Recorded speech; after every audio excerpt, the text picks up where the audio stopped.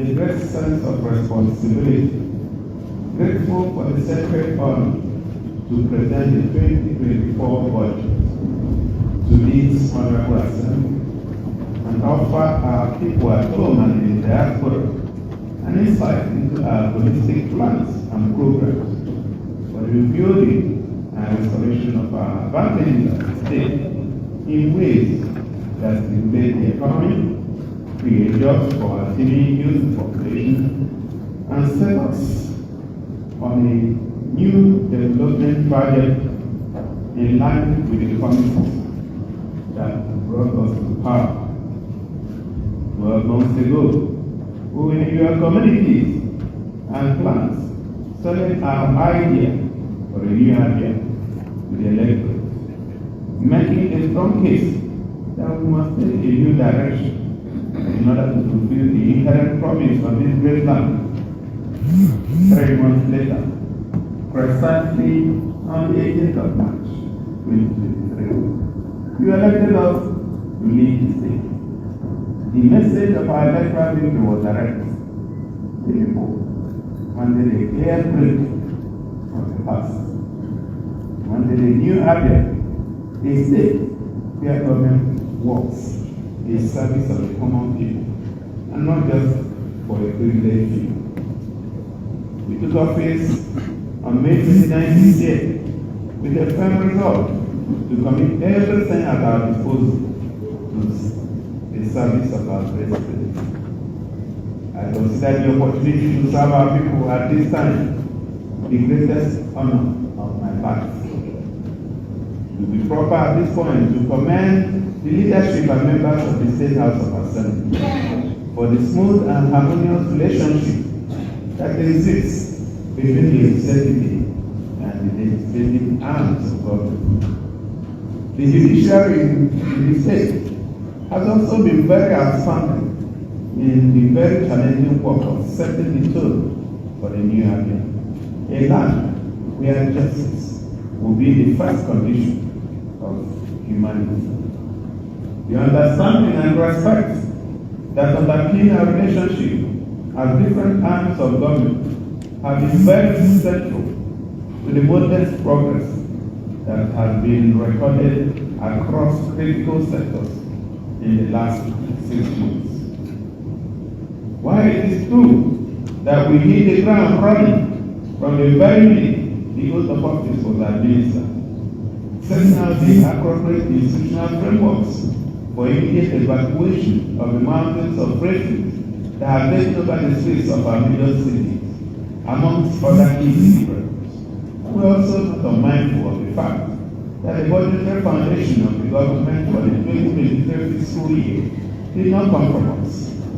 We are therefore constrained in so many ways, even when we try as much as the law allows us to redirect government expenditure to areas of utmost priority to meet the immediate demands of responsible governance.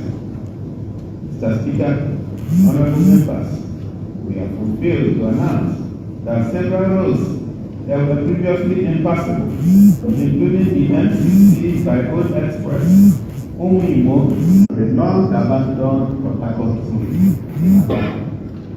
Mr. Speaker, honorable members, and fellow audience, it gives me great joy to report that for weeks now, Julius Bender, one of the biggest names in road construction and civil engineering projects, have been at work on Port Harcourt Road, deploying the most sophisticated equipment and engineering professionals to the job, because we made it clear that in the new Abia, we either get the best or nothing.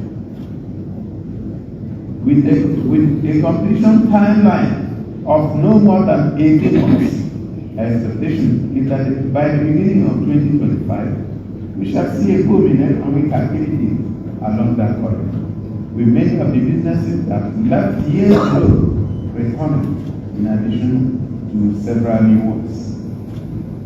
No matter, we are speedily completing the Osa Adamazi Opera Square road construction and expansion project for smooth flow of traffic into the capital city. In our firm belief that the major entry points to the capital city should make a statement. It is in the light of this that work will soon start from the boundary in Nollywood to the Abia Tower. This is in addition to several palliative works going on in most parts of the city to improve intra-city transportation as well as support business activity along important economic corridors. Beyond our modest progress in the restoration of urban road infrastructure, we are also making several efforts in several communities across the state to enable the seamless movement of our people and transportation of agro commodities from rural to urban centers and improve transport experience from one part of the state to another. With the coming of the new mayors, we hope to see even greater progress in the rehabilitation of rural roads.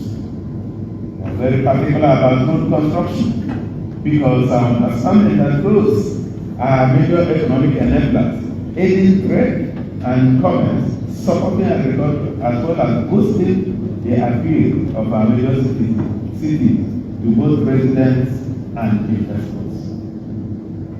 Ambition has been constrained by the very limited resources at our disposal, but we have been very innovative in our approach to dealing with the challenges that confront us. To make up for the shortfalls in resources, we returned the core engineering team of the State Ministry of Works to the field under the Direct Labor Agency, creating an environment that encourages them to deploy their professional expertise more practically. And I can tell you that the results have been fantastic. In addition to expanding the network of motorable roads in the state, we have also taken special interest in healthcare delivery services and education. In health, we have successfully renovated the long-abandoned Abia State Specialist Hospital and Diagnostic Center. The eye clinic at the facility can now compete favorably with the best anywhere in the country, if not in the region. And across the state, gradual renovation and rehabilitation works are taking place across the general hospitals. Furthermore, access to healthcare in the state has improved, especially with the free medical services, which we initiated at the beginning of this administration, and which will run until the end of the year in all public healthcare facilities. Thousands of Abians in rural and urban communities have benefited from this project, which covers diagnostics and laboratory services, counseling, and supply of drugs.